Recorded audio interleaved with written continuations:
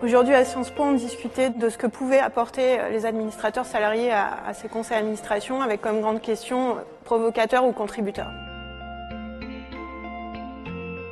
Je suis chercheuse CNRS au Centre de sociologie des organisations à Sciences Po. Et avec mon collègue Pierre-François, on s'intéresse depuis quelques années à la gouvernance des plus grandes entreprises françaises. Ce qui était intéressant, c'était d'avoir donc à la fois des représentants ou anciens représentants de salariés, et puis soit leurs patrons, soit les présidents des conseils. J'ai été élu en tant que représentant des salariés au conseil de surveillance pour 4 ans. C'est un rôle de surveillance du directoire qui présente les plans, les PMT, etc. Ce qui est nouveau dans la présence d'administrateurs salariés, c'est l'idée qu'ils sont là d'une façon ou d'une autre pour représenter des intérêts qui soient autres que ceux des actionnaires ou des patrons d'entreprise. Alors évidemment, ça fait partie des intérêts de l'entreprise et ça a été beaucoup débattu aujourd'hui. Ça n'est pas une parole, une voix qu'on a l'habitude d'entendre dans les conseils d'administration.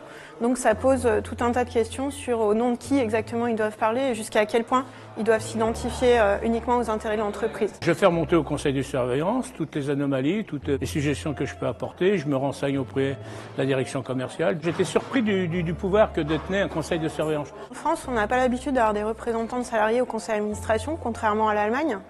Et même, en fait, on n'a pas l'habitude d'avoir des gens qui représentent explicitement quelqu'un ou un intérêt en particulier au conseil d'administration.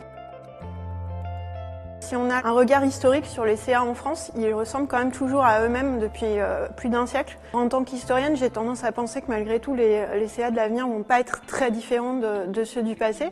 Mais en tant que citoyenne, je trouve intéressant, même si on ne les entend pas forcément beaucoup au départ, que des voix un peu différentes puissent avoir une chance de s'y exprimer.